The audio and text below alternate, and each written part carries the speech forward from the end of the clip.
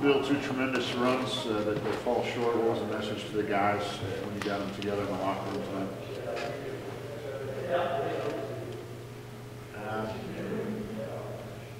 Obviously,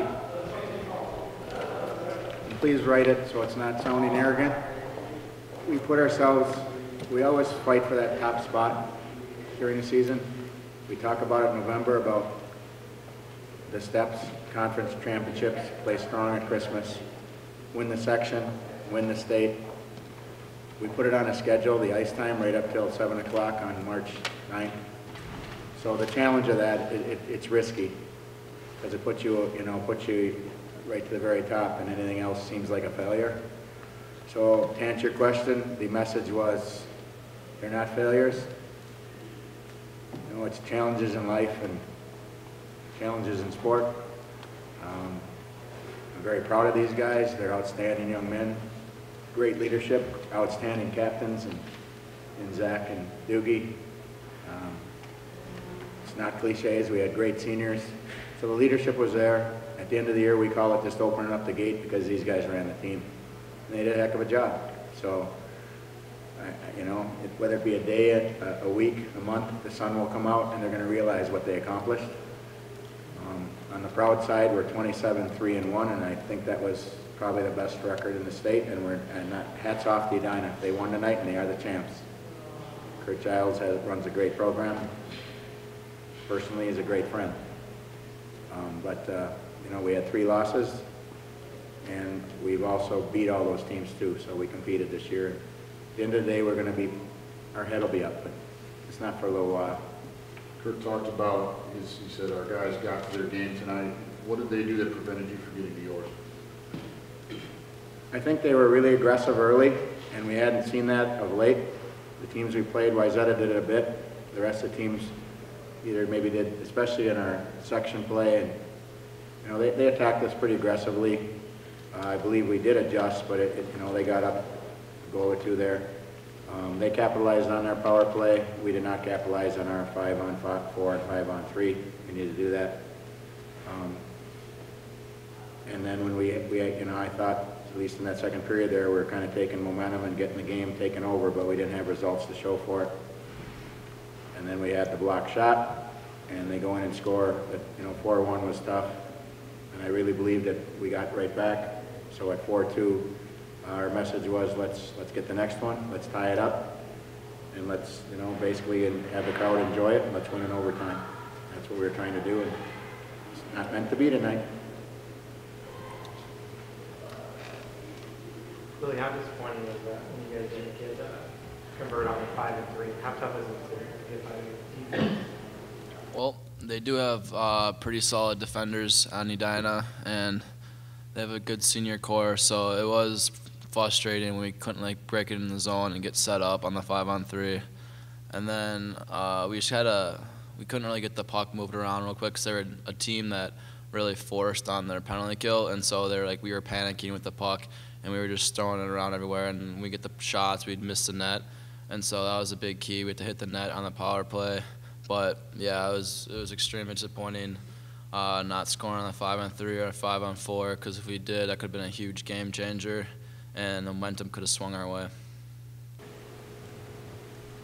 John, from your perspective, what did you see from Edina that allowed them to capitalize on their opportunities? Well, I think they came out and they were obviously ready to play, and their forecheck was really aggressive, and they wanted it tonight. And it looked like we kind of sat back, and they flustered us a little bit, and it's just the way it is sometimes. But hats off to them; they played a great game, and they played really hard tonight. For both Bill and the players, after last night's loss, Mike Randolph and his players talked a lot about the physicality of Edina's forecheck and how much of a beating they took. Can you, explain how it worked for you tonight? How it went for you? Yeah, sure. Definitely, they have a lot of talent up front and big guys, and they're fast. I think their first 2 lines are some of the fastest players on the ice.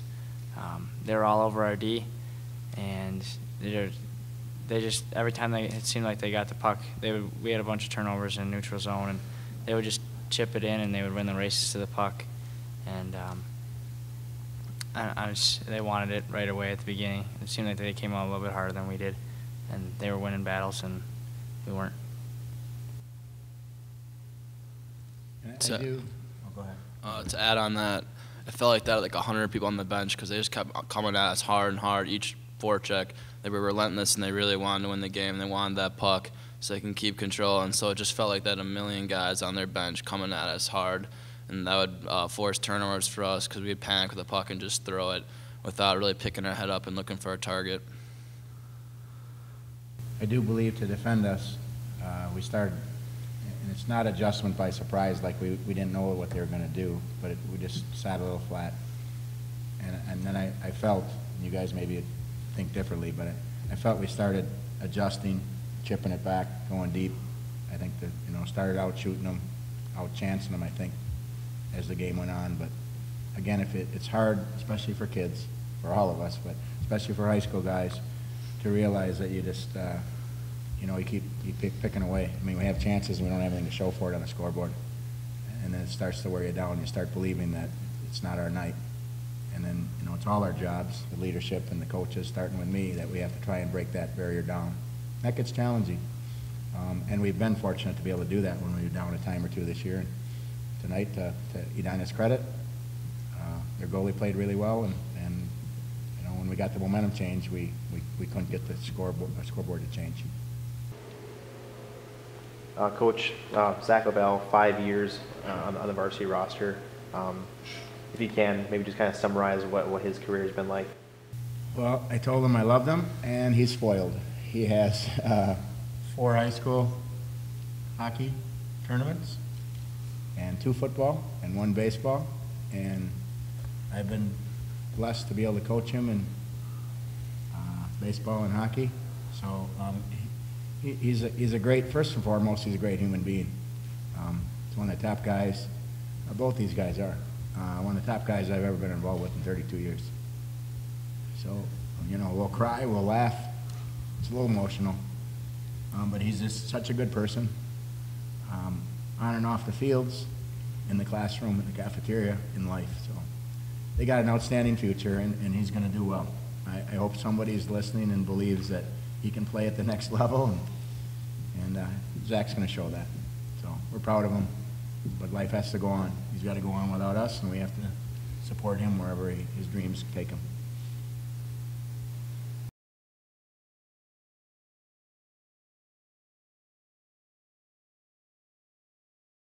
Parker, talk about your defense and how important that was today. You guys had 2 big stops where you were 2 men down. Yeah, I mean, we just got in trouble at the end of the first period there and ended up getting 2 penalties, but I mean, we just stayed calm. We knew what we had to do. We've been in that situation multiple times.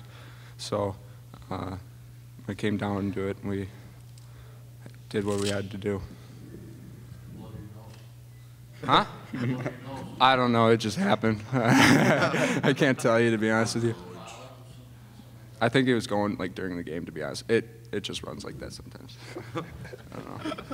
He's a bleeder. Helen, what was it like to score a couple goals tonight? Could you have dreamed this, or did you dream it before the game? Oh, well, no, I didn't dream it. Well, I just wanted to win the game first off, and scoring 2 goals is nice, but it's great to win. Your second goal, did you get a look at how that developed with Bo following a shot off the pipe and setting that up? Yeah, great play by Bo. He brought it behind the net, and I was just had position in front and just tapped it in. Willie, what was tougher, the 25 saves or getting out of that dog pile alive? The dog pile was pretty crazy. I was pretty squished, but I mean, I thought Hill played a great game. They challenged us a lot, but I mean, a lot of those shots weren't that bad because our defensemen were really good at boxing everything out. Our forwards came back hard. I mean, a lot of it was just like maybe it's a quick shot off a face-off, but it's from the circles and out. It wasn't that bad. My defensemen played really great today. You had Slattery on his doorstep late. Did you even know that as it was happening that was going to be a key save to make? I kind of just, like, the puck was there, and it was just like a reaction to try to kick out. I mean, I knew that he had some net open still, and I guess I was pretty lucky that it just hit my pad and went off, and he couldn't grab the rebound. Kurt, can you talk about guys like Colin really kind of fly under the radar on this team on that top line, and they're coming up big for you in the big game? You know, they fly under the radar for a lot of people. They don't fly under the radar for us. I mean, we know what we have here. We've got good, solid hockey players at all 4 lines and 6 defensemen. We got 2 strong goaltenders, and we're just trying to go about our business as best we possibly can. Situation comes when it's really interesting when you're playing a tournament like this and those types of things. A lot of teams will focus on that number 1 line and try to shut that number 1 line down, at least minimize them to some certain amount of damage. Then what has to happen is you know, Fiddler's line and Spicola's line and Rash's line has to chip in and do some things that they've done all year, and those guys have done that. We have a lot of faith in all these kids, and you know, this is nothing that they haven't done all year for us, and we just expect it from them. Sure, in 2009 you had the studs, 2010 you had the mutts and the clowns. What's the identity of this group? Is it somewhere in between? You know, I'm not sure what the identity of these goofballs is. They're really, really a fun group of kids to be around. Really fun. They're really close. They're really good friends. We had a number of seniors this year that really, really carried a lot for us. But we got some real characters on this team, and they seem to surround themselves with good people, and they do good things, and they work extremely, extremely hard. One thing I say about this group of kids is they listen extremely well, they work extremely hard, and there's nothing that you can't challenge them with that they won't take on and work at extremely hard. They're a great group of kids. Is Anthony one of those characters? Anthony might be the character. I can't say enough good things about Anthony and Anthony's personality and what Anthony brings to this hockey team. I mean, Anthony has worked extremely, extremely hard on his game for a couple years here, and you saw some of the results later going on the stretch here. There was no fluke and no accident. He got key goals and key games for us. He's such a strong kid, but the best thing about Anthony is he's one of those ultimate team players. Anthony would literally do anything for his teammates. They know that. He's willing to commit that to anybody, and he's just one of those kids that you'll never forget that you had on your hockey teams. Anthony, were you just trying to keep it simple on that breakaway, or do you have a plan? I was looking glove, and then I looked over his shoulder blocker, and I thought, you know, what the heck? There's 5 holes open, so might as well make my move and slip it through his 5 hole. I got kind of rock hands, so. That is the biggest lie you've ever heard in your life. He didn't look anywhere. He was going 200 miles an hour. He knew he was going to go 5 hole. I'll tell you what. Think about that, how much of a key situation that was, and it could not. As soon as he got the puck on his stick, I just said, you want to know something? He deserves something special to happen, and he made something special happen. Kurt, it was touched upon, but the 5-on-3 disadvantage at the end of the period, you know, going into the dressing room, you feel momentum. And you guys still had the lead, obviously. You feel like you took charge there. Yeah, we really knew what we had to do is we had to get the momentum back by killing that penalty and getting some momentum back. They took it to us towards the end of that period, and we knew that going in there. Thing is, we went into the third period with a 4-2 lead. You know, we've played well defensively in a lot of different areas during the season this year, and we knew the kids had the capabilities of shutting teams down. And they did the same thing in the third period. So what they did was, again, what they're really good at is taking instruction, following through on instruction, and put a little plan together in the third period. They followed through with it, and again, they won. Matt, describe that 5-on-3 a little bit. It looked like you were everywhere at once.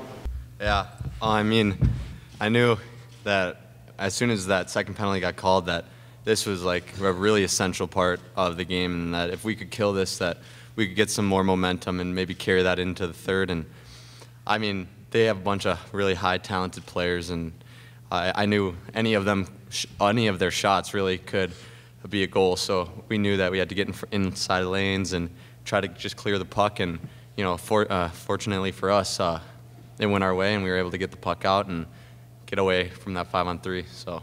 Was that one of the more intense moments of your season?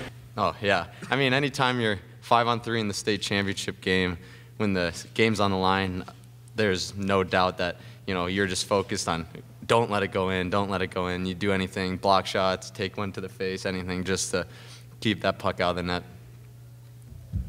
Kurt, they come last year they lose, they come back, and you feel like you're looking for an opportunity to try to get the Hill Murray thinking, oh no, not again? No, you know, the biggest thing we want to do is make sure we got our game on the ice and did the things that we're capable of doing. You know, sometimes I think the biggest challenge coming here is that you miss your chance to get your team engaged in the game the way they can play.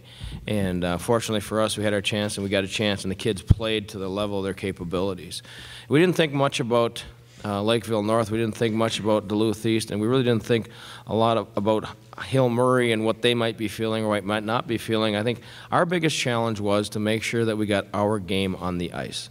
And that was our biggest challenge for our kids is, you know, of course we watched a lot of film and saw a lot of things on Hill and those types of things, and same with Duluth and same with Lakeville, but we didn't want to change our game to try and adapt to something else. We just wanted to make sure that we got our strong points on the ice as much as we possibly could. And they did a very good job of that. Kurt, one of the strong points is your forecheck. Duluth East talked a lot last night about the punishment they received from you guys and how it wore them down. Hill Murray looked like the same battered team tonight towards the end of the game. Can you talk about your... Well, the thing is we're not an overly physical team. You know, we don't tell kids to out and run kids and run over people and stuff like that.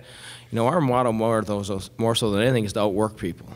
And outwork people means separating people from the puck, eliminating. We try and get a defenseman, and when we forecheck, get people to stop and start as much as we possibly can, because that's what's going to wear you out. You know, so that's our biggest challenge for our kids. We had some big, strong kids this year. I mean, you take a look at some of the size and some of the strength of some of these kids, and that's one of their attributes. One of their attributes is to finish their checks, eliminate, and separate people from pucks, but doing it in a sense that, you know, it's not overly doing things. And I thought we challenged that with the Duluth East game. And the Duluth East situation was they swatted us around at Christmas like we were bantams. I mean, seriously. I mean, they embarrassed us. I mean, we played them in the Schwann Cup, and I mean, they made us look like bantams. And we weren't too comfortable with that. We didn't like that too much. So we knew we'd have to get ready for them. And they're a physical, big, strong team too. But our kids are very, very good when they forecheck. They're very, very good when they finish their checks and eliminate people. And they did a nice job of that again tonight. Hill Murray had an excellent, excellent hockey team. They're very high skilled, so we knew we had to try and wear them down as much as possible.